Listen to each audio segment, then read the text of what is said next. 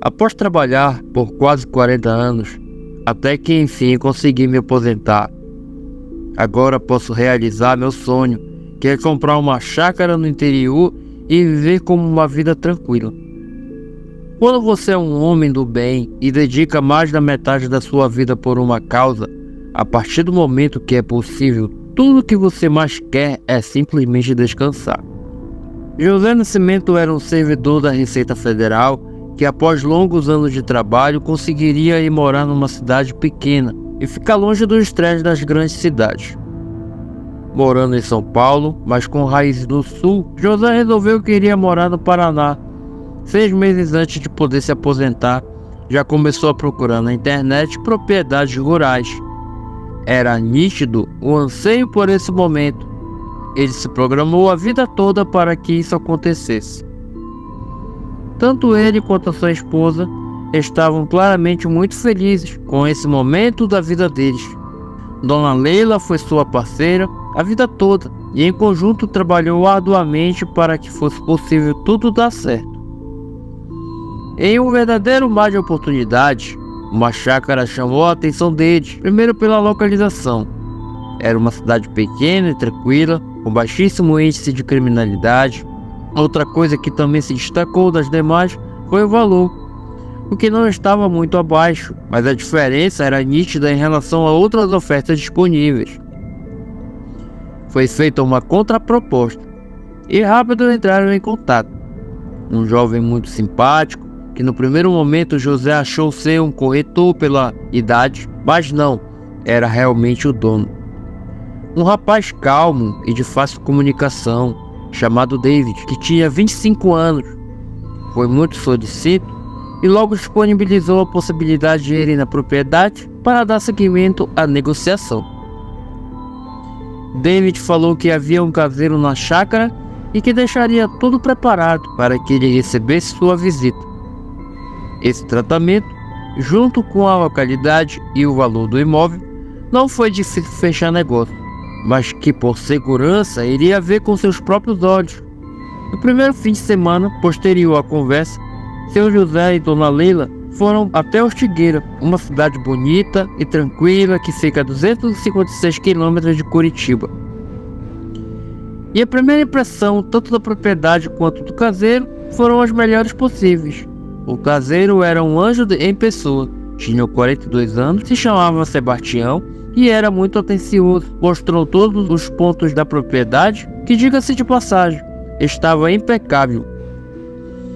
Tudo ali foi muito atencioso com o casal, parecia íntimos deles.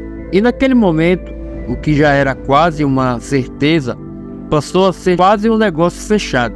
Para o casal, era um sonho ser realizado. E ainda mais com um caseiro tão gente boa igual aquele.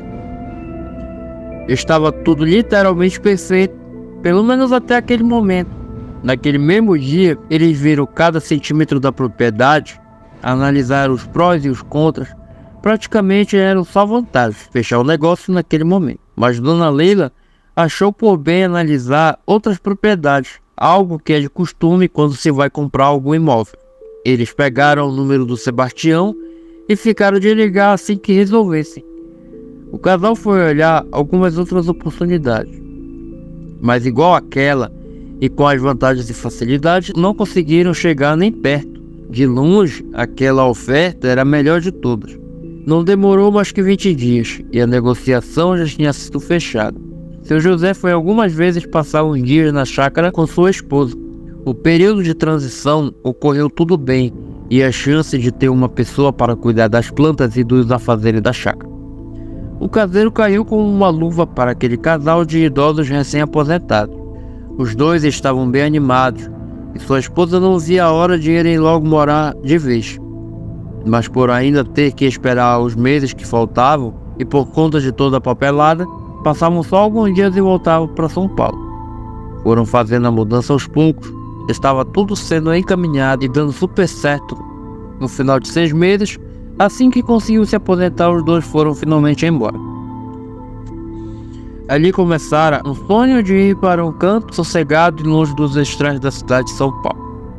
Vieram o casal e seu gatinho de estimação chamado Marley. Por não ter filhos, o casal tinha carinho muito especial pelo gato. Ensinaram o bichinho a andar de coleira, passeavam todos os dias com ele, e o gato por sua vez se comportava como um membro da família, acordando eles todos os dias. Aos olhos dos donos, Marley era verdadeiramente um membro da família. Os dias eram longos e aquilo era tudo o que o casal queria. Era uma propriedade grande, afastada e tranquila. Só às vezes que eles iam até a cidade para comprar alguns mantimentos. E a relação deles com o Sebastião, o caseiro, era a melhor possível. Ele estava sempre ali se colocando à disposição do casal.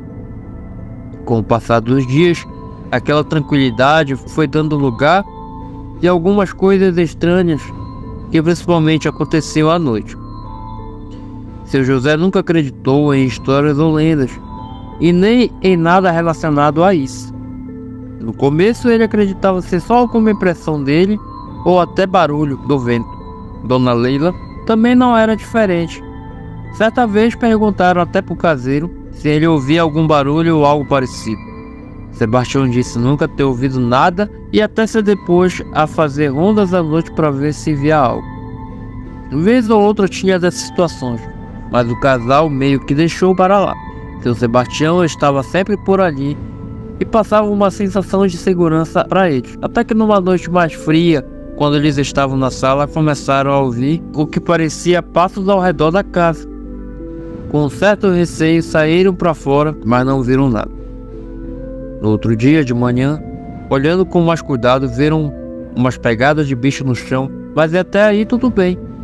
Outra vez perguntaram para o caseiro se ele tinha escutado algo, se tinha algum animal na propriedade. E o caseiro disse que não, que o único bicho ali era o gato e estava dentro da casa deles. Com o passar da noite, esses passos iam ficando mais perto e aquilo começou a intrigar eles. Que bicho era aquele? Por que ele rodeava a casa sem nenhum motivo aparente? Não era coisa da cabeça deles, porque o casal ouvia, se fosse só alguma impressão errada, só um dos dois sentia, que não acontecia.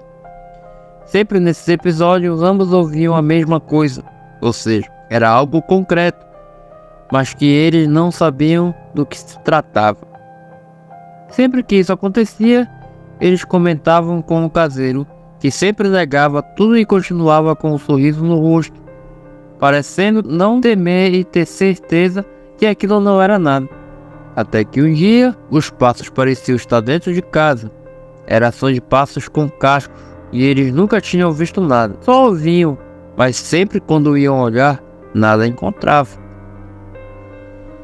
Nessa mesma noite, eles sentiram falta do Marley, o gatinho. Saíram para fora e de início não viram nada de estranho. Acharam que ele tinha saído para dar uma volta e que logo iria voltar, o que não aconteceu. Nessa noite, eles tiveram mais medo do que o normal e resolveram não sair de dentro de casa até que amanhecesse. Logo pela manhã cedinho, o que eles viram foi só uma bola de pelos e o gato havia sumido. Desesperados, os dois saíram pela propriedade e nem sinal deles, só de alguns pelos espalhados que não davam em lugar nenhum. Aquilo foi um baque, porque os dois gostavam muito do bichinho. Avisaram seu Sebastião, que ajudou nas buscas do gatinho, mas nada foi encontrado. Os dois estavam bem abalados, algo de ruim teria acontecido com Marley. Mas o caseiro sempre tentava apaziguar as coisas, tentando levantar algumas possibilidades, como por exemplo, o gato ter ido na mata e a qualquer momento podia aparecer. Por mais doloroso que fosse, era melhor se prender a um sentimento de esperança do que se render ao sentimento de dor. Depois desse acontecido, seu Sebastião toda noite batia na porta deles e perguntava se estava tudo bem. Era nítido a preocupação do caseiro com eles, e isso de um jeito ou de outro confortava o casal, que ainda depois de alguns dias tinham a esperança de que o Marley pudesse aparecer a qualquer momento.